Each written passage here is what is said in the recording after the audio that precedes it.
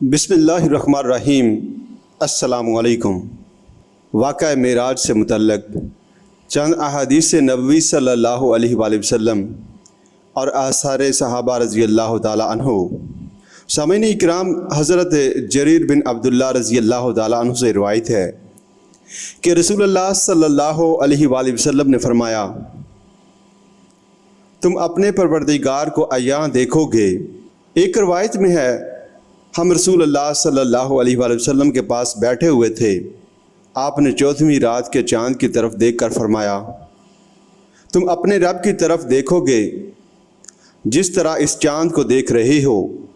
اور اس کے دیکھنے میں کوئی دقت محسوس نہیں کرتے۔ اگر تم اس بات کی طاقت رکھو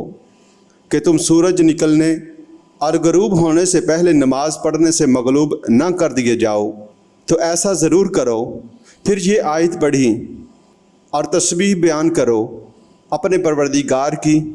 سورج نکلنے اور غروب ہونے سے پہلے۔ عن ابی ذر الغفاری رضی اللہ تعالی عنہ قال سألت رسول اللہ صلی اللہ علیہ وسلم هل رأیت ربک قال نور انا اراہم۔ حضرت ابو ذر غفاری رضی اللہ تعالی عنہ روایت کرتے ہیں کہ میں نے رسول اللہ صلی اللہ علیہ وآلہ وسلم سے دریافت کیا، کیا آپ نے اپنے رب کو دیکھا ہے؟ آپ صلی اللہ علیہ وآلہ وسلم نے ارشاد فرمایا، وہ تو نور ہے، میں اسے کیوں کر دیکھتا۔ سامعین، ایک اور حدیث میں جناب مسروق رحمۃ اللہ علیہ بیان کرتے ہیں،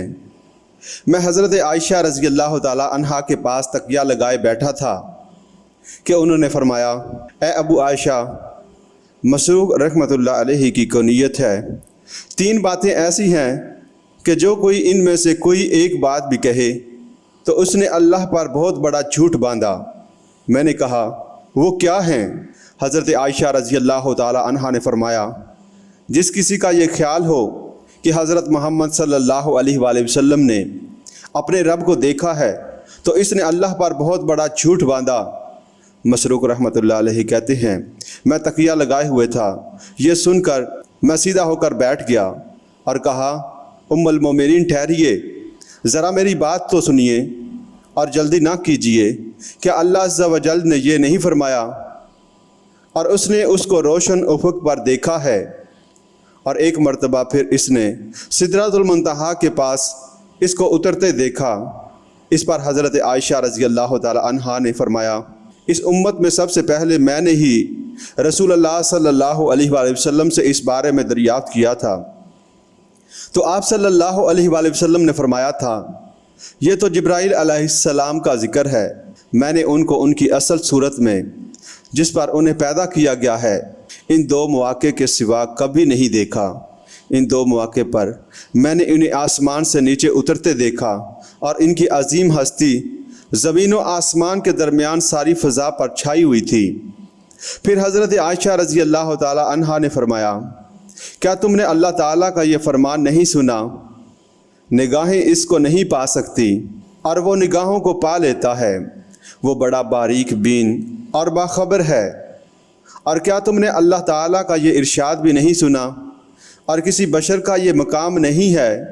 کہ اللہ اس سے کلام کرے مگر یا تو وحی کے طور پر یا پردے کے پیچھے سے، یا یہ کہ ایک فرشتہ بھیجے اور وہ اس پر اللہ کے اذن سے وحی کرے۔ جو کچھ اللہ چاہے یقیناً وہ بلند مرتبت اور صاحب حکمت ہے۔ حضرت عائشہ رضی اللہ تعالی عنہا نے مزید فرمایا، اور جس کسی کا یہ خیال ہو کہ رسول اللہ صلی اللہ علیہ وآلہ وسلم نے کتاب اللہ میں سے کوئی بات چھپائی ہے تو اس نے بھی اللہ تعالیٰ پر بہت بڑا جھوٹ گڑا، کیونکہ اللہ تعالیٰ تو یہ فرماتا ہے، اے رسول، جو کچھ آپ کی طرف آپ کے پروردگار کی جانب سے نازل ہوا ہے وہ لوگوں تک پہنچا دیجئے، اور اگر بالفرض آپ صلی اللہ علیہ وآلہ وسلم نے ایسا نہ کیا تو آپ نے اس کی پیغمبری کا حق ادا نہ کیا۔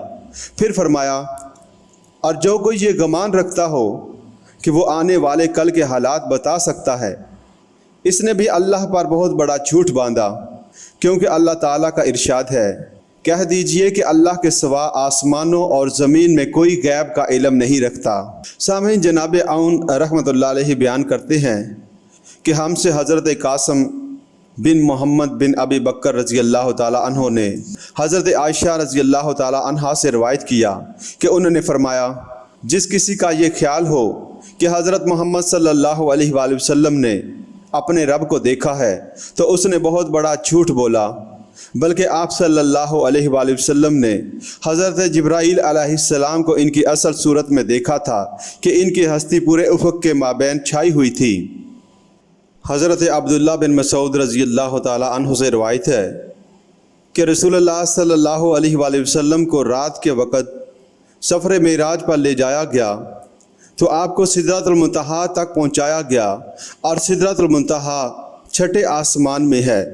زمین سے جو چیز اوپر اٹھتی ہے وہ سدرہ تک پہنچتی ہے اور وہاں سے لے لی جاتی ہے، اور اوپر سے جو چیز اتاری جاتی ہے وہ بھی یہیں تک آتی ہے اور یہاں سے لے لی جاتی ہے۔ اور سدرہ کے متعلق انہوں نے اس آیت کا حوالہ دیا، اور سدرہ پر چھایا ہوا تھا جو کچھ بھی چھایا ہوا تھا، اور کہا کہ وہ سونے کے پروانے ہیں۔ اور سدرۃ المنتہا پر نبی صلی اللہ علیہ وآلہ وسلم کو 3 چیزیں دی گئیں: 5 نمازیں، سورۃ بقرہ کی آخری آیات، اور تیسری آپ کی امت میں سے ہر اس شخص کے کبیرہ گناہ بھی معاف کر دیے گئے جس نے اللہ کے ساتھ کسی نوع کا شرک نہ کیا ہو۔